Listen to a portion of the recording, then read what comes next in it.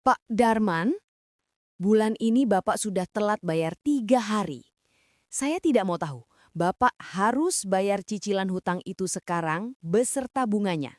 Mohon maaf, Bu. Untuk sekarang, saya masih belum punya uang untuk membayar cicilan. Bolehkah saya meminta keringanan untuk diundur 3 hari?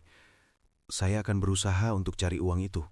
Bulan ini saya sudah ngasih Bapak keringanan 3 hari. Tapi kenapa Bapak masih minta keringanan lagi? Bapak ini benar-benar tidak tahu diri. Mau sampai kapan Bapak undur bayar cicilannya? Iya, Bu. Saya minta maaf. Saya sudah berusaha mencari uang untuk membayar. Tapi dagangan saya akhir-akhir ini sepi. Jadi mau tidak mau, saya belum bisa membayar. Sekali lagi saya minta maaf, Bu. Mohon keringanannya. Ya sudah, saya undur 3 hari lagi. Tapi ingat, tambahan bunga 5% per harinya. Jika di hari H Bapak tidak bisa membayar, maka saya akan menyita gerobak dan semua perlengkapan dagang Bapak. Bu, apa 5% tidak terlalu besar? Kasihani saya, Bu. Saya cuma pedagang kecil. Saya ini sudah baik loh. Bapak tinggal ikuti aturan saja tidak bisa. Pokoknya saya nggak mau tahu. 3 hari ke depan, Bapak sudah harus bayar cicilan itu.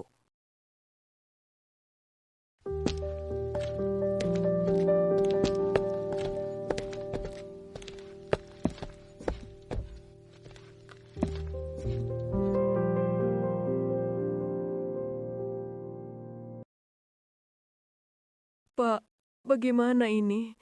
Kita mau bayar pakai apa? Bagaimana kalau Bapak jual saja gelang emas Ibu ini? Tidak apa, Pak.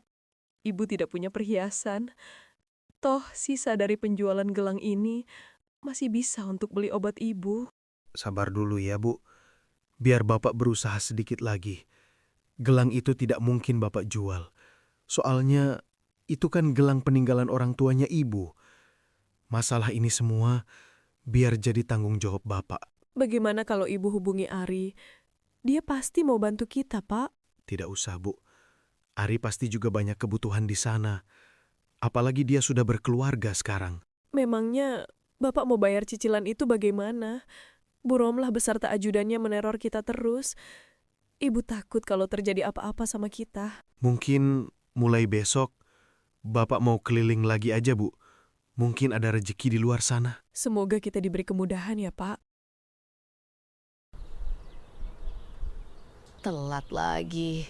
Selalu telat. Orang-orang miskin ini aneh. Mereka pikir aku bercanda soal tanggal jatuh tempo. Begitu uang cair, mereka berubah jadi raja. Begitu ditagih, mendadak jadi korban. Aku tidak peduli alasan mereka. Mau sakit, biaya anak sekolah, dapur tak ngebul, itu semua bukan urusanku. Aku kasih uang tepat waktu, mereka harus balikin tepat waktu. Sesimpel itu.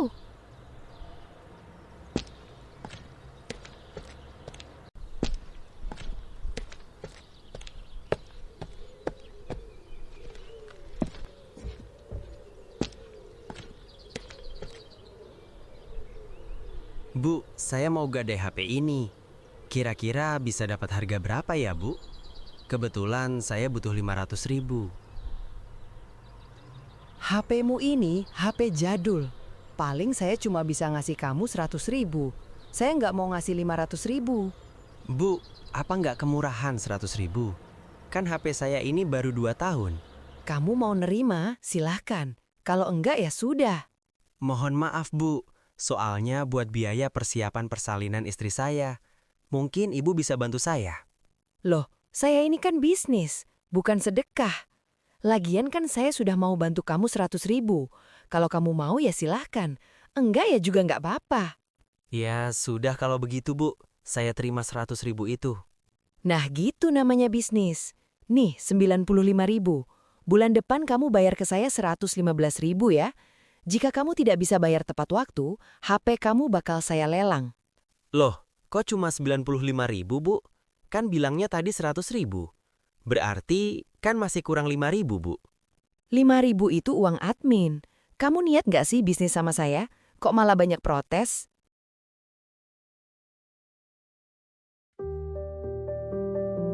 Maman pun hanya bisa tertunduk lesu dengan perlakuan Bu Romlah. Tapi Maman juga tidak bisa berbuat apa-apa, karena Maman juga membutuhkan tambahan uang tersebut. Lumayan juga HP-nya si Maman. Semoga bulan depan dia nggak bisa bayar. Biar HP-nya bisa aku lelang. Lumayan kan? Aku bisa dapat 600.000. Bisnis cerdasku ini memang bikin aku cepet untung.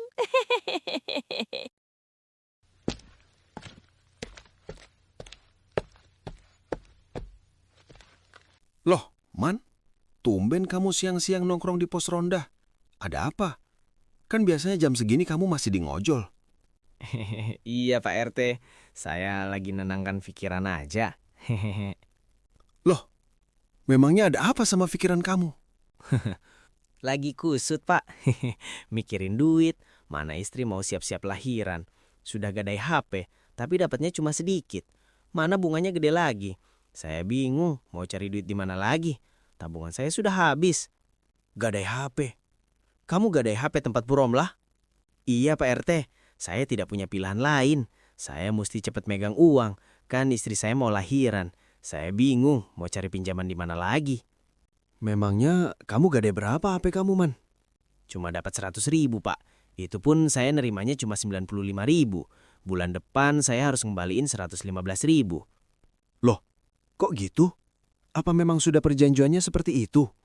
Ya itu memang dari ketentuan Bu Romlah aja sih Pak. Kalau dari sayanya sebenarnya ya keberatan. Tapi karena saya butuh, saya jadi tidak bisa berbuat apa-apa. Apalagi kalau saya nggak bisa bayar bulan depan, HP saya bakal dilelang sama Bu Romlah. Oh, begitu ya. Ya sudah, saya permisi dulu ya. Mau ada urusan lain. Iya Pak, silakan Pak RT.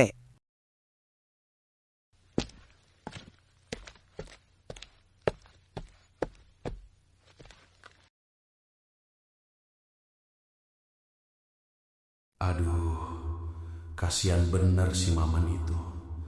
HP satu-satunya alat dia buat cari kerja malah harus digadai. Gedenya bukan main bunganya. Aku ini Pak RT, harusnya jaga warga, bukan cuma urusan ronda dan iuran. Kalau dibiarkan begini, yang susah makin tercekik, yang kuat makin menekan. Bu Romlah katanya cuma usaha kecil, tapi kalau bunganya segede itu, apa bedanya sama lintah darat? Aku nggak bisa pura-pura nggak tahu. Sekarang ini aku harus datang ke tempat Bu Romlah, bukan buat ribut, tapi buat tanya baik-baik.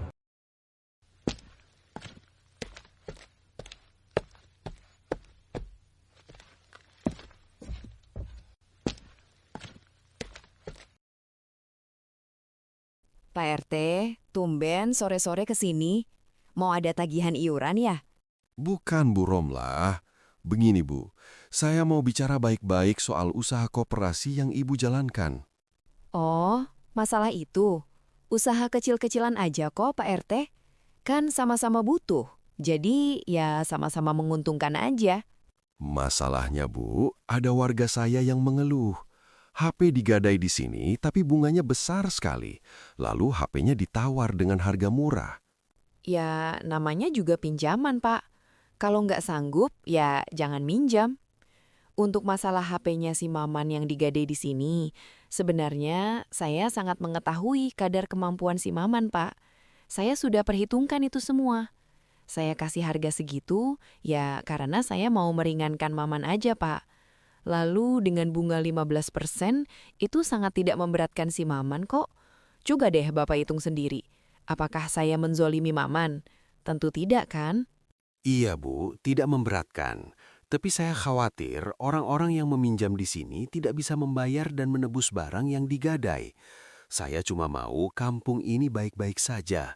Saya hanya sedih jika yang minjam itu orang susah dan lagi kepepet. Kalau bunganya sebesar itu, mereka nggak akan pernah bisa nebus. Iya Pak, saya paham kok maksud dari Pak RT. Saya sangat manusiawi kok terhadap itu. Saya juga sangat melihat keadaan. Kebanyakan dari mereka kan saya beri keringanan. Jika mereka tidak bisa membayar, pasti saya kasih waktu tambahan kok.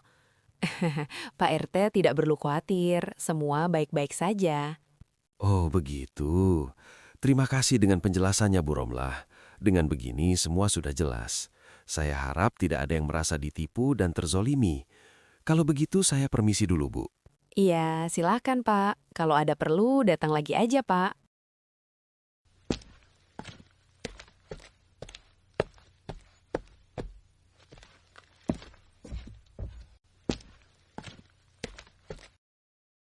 Pak RT sudah mulai ikut campur. Berarti langkahku harus lebih rapi. Warga itu butuh uang cepat, dan Atu punya jawabannya. Bunga besar, itu bukan paksaan.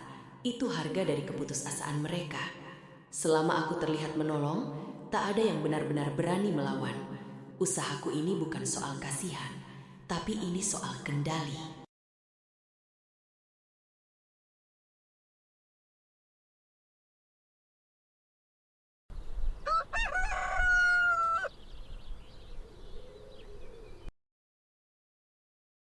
Bapak pergi dulu ya, Bu. Semoga ada rezeki di luar sana. Iya, Pak. Ibu doakan yang terbaik buat Bapak. Bapak hati-hati ya. Kita sambil berdoa. Iya, Bu. Ibu nanti jangan lupa minum obatnya ya, biar kaki ibu cepat sembuh. Bapak pergi dulu, Bu. Pagi itu, Pak Darman pun kembali berjalan untuk menjual kue dan gorengan. Kali ini, ia mencoba peruntungan untuk menjajakan dagangannya di pinggiran pasar.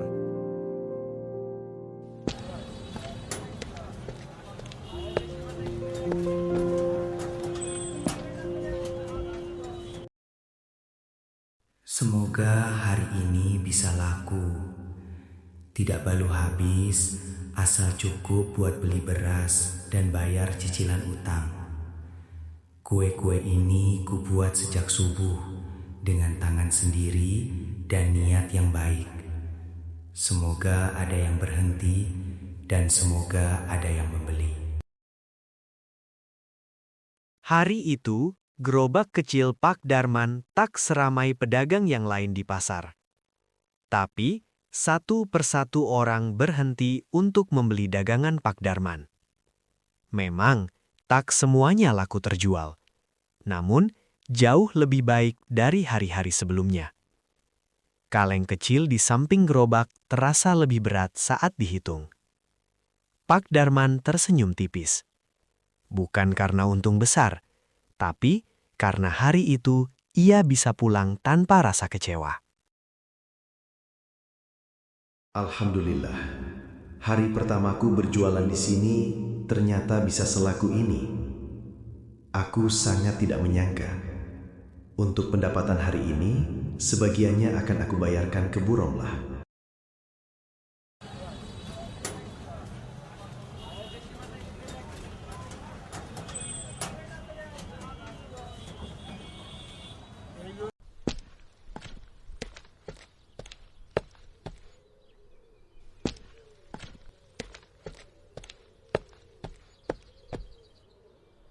Bu, saya mau mencicil hutang saya bulan ini. Hari ini saya bayar dulu 100.000. Insya Allah besok saya bayar semua. Jadi sisanya 225.000 kan, Bu? Loh, kok sisanya 225.000? Coba deh Bapak hitung ulang. Kan setiap hari bunganya nambah 5%. Iya, Bu. Saya sudah hitung. Hutang pokok saya kan 250.000. Dengan tambahan bunga 5% untuk 6 hari kan 75.000. Berarti totalnya kan 325.000. Kok bisa Bapak itu menghitung seenaknya sendiri? Bulan ini Bapak sudah nunggak 3 hari. Dan Bapak minta tambahan 3 hari. Berarti hutang Bapak itu hitungannya begini.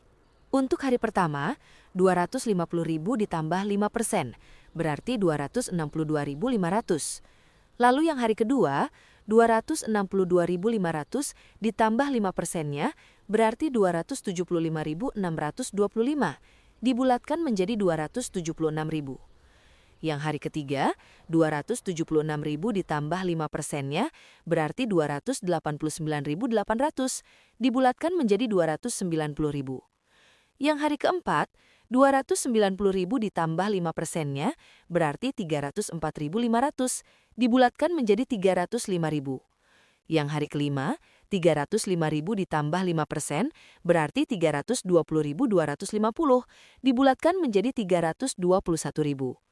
Yang hari keenam, 321.000 ditambah 5% berarti 337.050 dibulatkan menjadi 340.000. Berarti sisa cicilan hutang Bapak bulan ini 240.000. Begitu, Pak. Loh, hitungannya kok seperti itu, Bu? Apa Ibu tidak salah? Itu zolim namanya. Kok zolim? Ini kan bisnis, Pak. Bapak mau bayar atau tidak? Kalau Bapak tidak mau bayar, ya tinggal saya tambahin saja bunganya. Atau saya sita saja barang berharga Bapak. Gampang kan? Saya harap bulan depan Bapak tidak nunggak lagi nyicilnya. Biar gampang urusannya. Ya sudah, Bu, kalau begitu. Insya Allah besok saya lunasi untuk yang bulan ini. Berarti cicilan saya tinggal 1 bulan lagi. Nah, gitu dong. Biar sama-sama enak, sama-sama menguntungkan. Jangan banyak protes. Pak Darman berjalan pulang dengan perasaan sedih. Ia hanya pasrah saat Bu Romlah membeberkan perhitungan hutang yang harus dibayarkan. Sungguh, ini kezaliman untuk Pak Darman.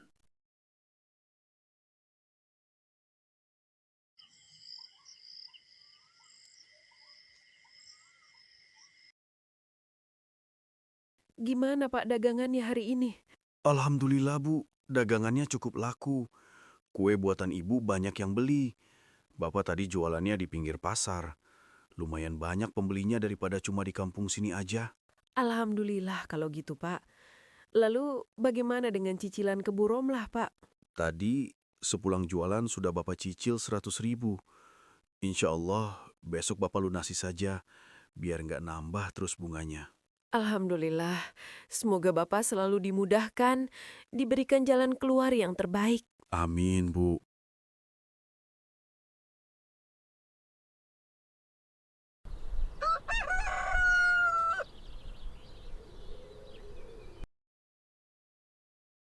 Pagi itu, Pak Darman kembali lagi berjualan di pinggir pasar.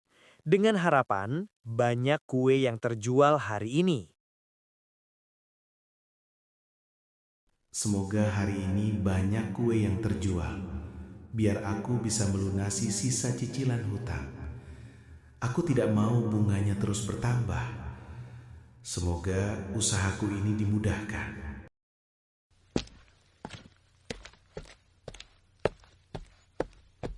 Pak, kuenya ada berapa?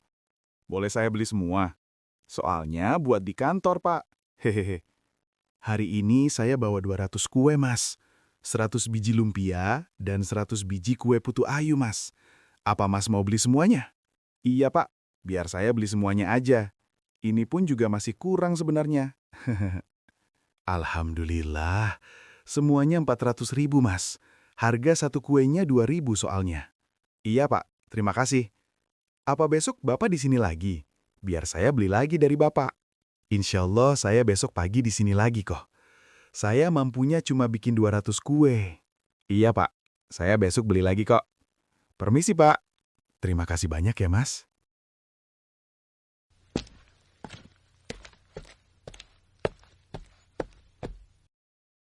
Alhamdulillah, habis. Pagi ini benar-benar habis. Tadi aku takut seperti biasa. Takut tak laku, takut pulang membawa sisa. Tapi ternyata engkau masih memberikan jalan. Bukan karena kuenya istimewa, mungkin karena doaku yang akhirnya didengar. Uang ini memang belum menyelesaikan semua masalah. Hutang masih ada, beban masih berat. Tapi hari ini, aku bisa bernapas lebih lega. Saat itu, kue Pak Darman habis diborong. Tak ada sisa di gerobaknya. Hanya terlihat nampan kosong dan senyum di wajahnya. Uang hasil jualan ia hitung pelan. Tak banyak, tapi cukup. Bukan untuk bersenang-senang, melainkan untuk membayar cicilan yang menunggu. Langkahnya menuju penagih terasa berat, namun hatinya sedikit lebih tenang.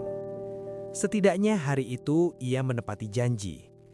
Meski hutangnya belum selesai, Pak Darman tahu ia sudah berusaha sekuat tenaga.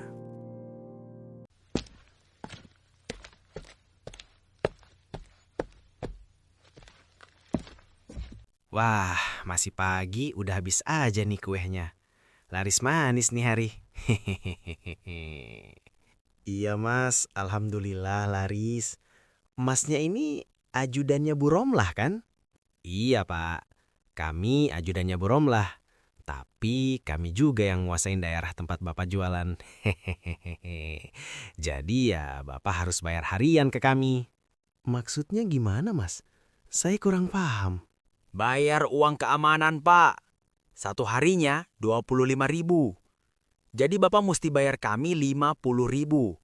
Kan Bapak sudah jualan di wilayah kami selama 2 hari. Maaf mas, mungkin hari ini saya tidak bisa bayar segitu. Kan masnya sendiri tahu, saya harus bayar cicilan ke Bu Romlah. Kalau saya bayarnya mulai besok bagaimana? Bapak nantang. Untuk masalah bayar hutang ke Bu Romlah, ya itu urusan Bapak sama Bu Romlah, bukan urusan kami. Pokoknya Bapak harus bayar hak kami. Atau Bapak mau lihat gerobak melayang? Mas, kalau 50.000 terlalu besar buat saya sekarang. Bagaimana kalau sekarang saya kasih dulu 10.000? Soalnya uang saya benar-benar mepet, Mas. Saya harus bayar cicilan hutang, sama buat modal besok jualan. Apa? 10.000 katamu? Rasakan ini.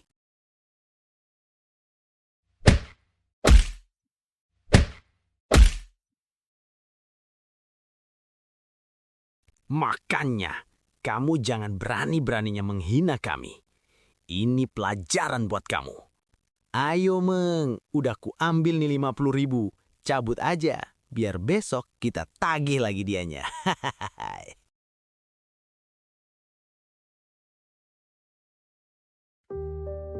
Aduh, sakit.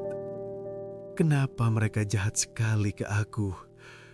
Ya Allah, jangan biarkan aku menyerah dengan keadaan ini. Pak Darman berjalan tertatih, mendorong gerobaknya yang berdecit pelan. Tubuhnya masih nyeri, bekas pukulan terasa di setiap langkah. Uang hasil jualan sudah berkurang, sebagian dirampas. Sisanya ia genggam erat bukan untuk makan, bukan untuk berobat, tapi untuk membayar hutang.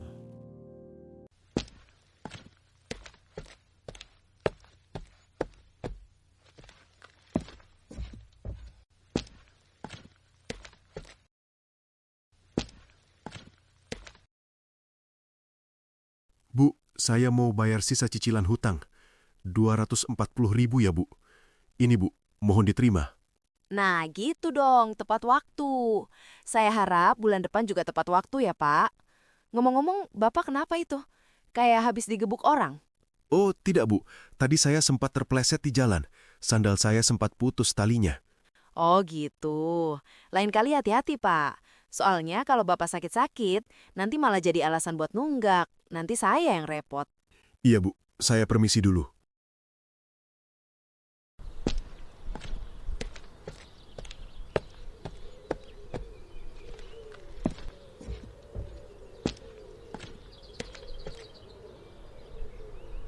Loh, Bapak kenapa itu wajahnya? Ya ampun, Pak. Bapak habis dipukuli? Oh, tidak, Bu. Bapak saja tadi agak teledor. Jadi Bapak terpleset. Tidak apa kok, Bu. Tidak perlu khawatirkan Bapak. Yang benar, Pak. Soalnya terlihat seperti habis dipukuli. Bapak sudah lunasi cicilannya? Iya, sudah Bapak lunasi semua kok cicilannya buat bulan ini. Jadi tinggal yang bulan depan. Tapi uang kita saat ini tinggal 110.000, Bu. Semoga cukup buat modal besok sama makan kita. Iya, Pak. Cukup kok. Tapi Ibu khawatir sama Bapak. Bapak benar kan tidak apa-apa? Iya, Bu. Bapak tidak apa-apa kok. Hari itu, di dalam dadanya, rasa perih itu berteriak. Pukulan para preman tadi masih terbayang jelas. Tapi semua itu ia kunci rapat-rapat. Ia tak ingin istrinya ikut cemas, tak ingin rumah yang sempit ini dipenuhi tangis.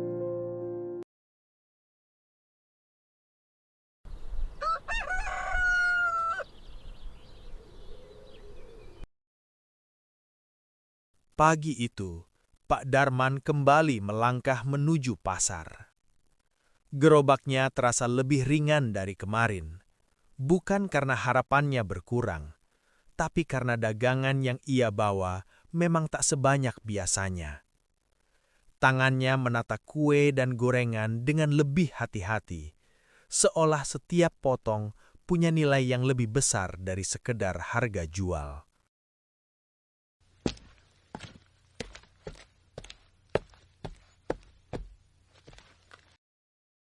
Pak, kue-kuenya saya ambil semua lagi ya. Iya, Mas. Tapi hari ini saya cuma bawa 100 kue. Apa tidak apa? Loh, ada apa, Pak? Kok bawanya cuma sedikit? Lalu kenapa dengan wajah Bapak? Apa Bapak habis dipukuli? Boleh saya tahu? Iya, Mas. Modal saya kurang. Terus terang, Pak. Saya ini dari kepolisian. Bapak bisa ceritakan semua ke saya. Kebetulan kami ini sedang mencari preman yang suka membuat onar di sini. Jadi saya harap Bapak bisa menjelaskan kejadian sebenarnya. Oh begitu ya? Iya Mas, saya ini kemarin habis dimintai uang keamanan. Lalu saya dipukuli sama orang yang mengaku megang daerah sini. Uang yang dari Mas itu diambil 50.000 buat uang keamanan. Uang keamanan? Tapi meminta dengan kekerasan. Apa Bapak tahu mereka, Pak? Ini orang-orang yang kami cari. Iya Mas, mereka yang memukuli saya. Saya juga tahu tempat mereka tinggal. Mungkin lebih baik saya antarkan saja Masnya ke tempat mereka tinggal. Saya tahu kok tempatnya, soalnya saya ada utang sama bos mereka. Oh, begitu. Jadi mereka punya atasan yang menjalankan usaha pinjaman uang? Benar, Mas. Oke, Pak, kalau begitu. Bagaimana kalau sekarang Bapak antarkan saya ke sana? Bapak tunjukkan saja tempatnya, sisanya biar jadi urusan kepolisian. Gerobak Bapak tinggal di sini saja. Nanti biar teman saya yang mengawasi. Oh iya, Mas. Akhirnya, bantuan tak terduga pun datang. Luka dan rasa sakit yang dialami Pak Darman pun sedikit terobati. Harapan hidup tenang pun mendekat perlahan. Oh, itu mereka. Apa mereka sering di sini, Pak? Iya, Mas. Mereka selalu di sini. Mereka juga ajudan dari pemilik usaha pinjaman ini. Berarti bisa dibilang mereka ini juga sebagai penagih hutang ya, Pak? Iya, benar sekali, Mas. Saya juga pernah diintimidasi sama mereka sebelumnya. Apa rumah Bapak dekat dari sini? Iya, Mas. Rumah saya dekat sini kok. Jalan kaki juga bisa. Baik, Pak, kalau begitu. Biar saya hubungi teman-teman saya dulu untuk menyergap mereka. Bapak tunggu di sini ya. Petugas polisi itu pun menghubungi kantor untuk mengkonfirmasi keberadaan orang-orang yang dicari. Dan penangkapan pun segera dilaksanakan.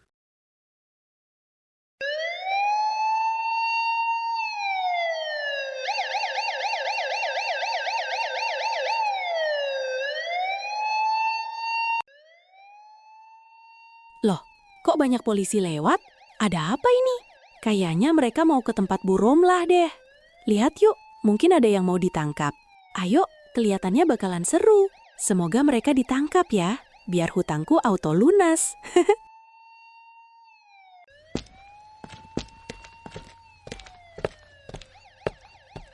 Jangan bergerak.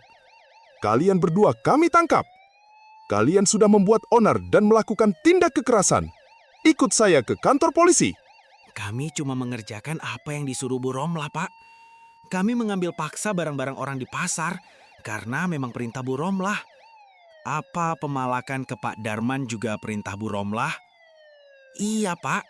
Supaya Pak Darman kesulitan membayar cicilan hutang, biar bunganya bisa terus bertambah. Kalau begitu, ikut saya ke kantor polisi untuk melakukan penyelidikan.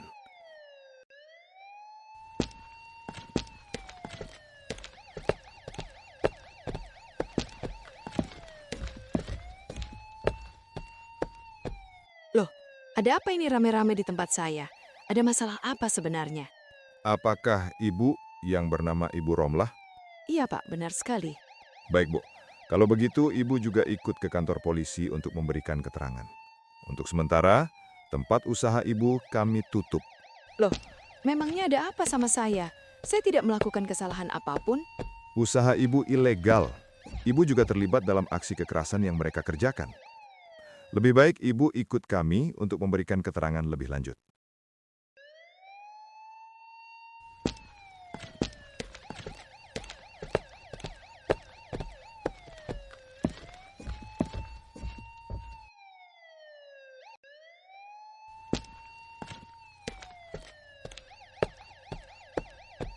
Pak, ada apa ini? Boleh saya tahu permasalahannya? Kebetulan saya RT di sini. Begini, Pak. 2 orang ini memang sudah kami cari untuk beberapa hari terakhir, dikarenakan sudah membuat onar. Dan kemarin, mereka sudah melakukan tindakan penganiayaan. Makanya hari ini kami ringkus. Lalu, bagaimana dengan Bu Romlah dan usahanya? Untuk saat ini, Bu Romlah kami tahan sementara untuk dimintai keterangan terkait dengan usahanya. Jadi, untuk saat ini, usahanya juga kami tutup untuk sementara waktu. Nanti saya kabari Bapak lagi jika penyelidikan sudah selesai. Oh, begitu. Saya cuma berharap yang terbaik saja untuk kampung saya ini. Iya, Pak. Saya juga berharap begitu. Dan Pak Darman, Bapak pulang saja sekarang. Nanti gerobaknya saya antar ke sini. Bapak tenang aja, semuanya sudah aman kok. Ini uang kuenya, Pak. Besok jualan lagi ya. Wah, banyak sekali. Terima kasih banyak ya, Pak. Bu Romlah dan 2 ajudannya digiring masuk ke mobil polisi. Wajah angkuh yang biasa mereka tunjukkan kini hilang, berganti tatapan pucat dan diam. Borgol membatasi gerak, menandai berakhirnya kuasa yang selama ini dibangun lewat ancaman. Petugas menyatakan usaha Bu Romlah ditutup sementara untuk penyelidikan. Pintu rumah itu kini tertutup rapat. Bagi warga, hari itu bukan sekedar penangkapan, melainkan awal dari rasa lega dan keadilan yang akhirnya datang.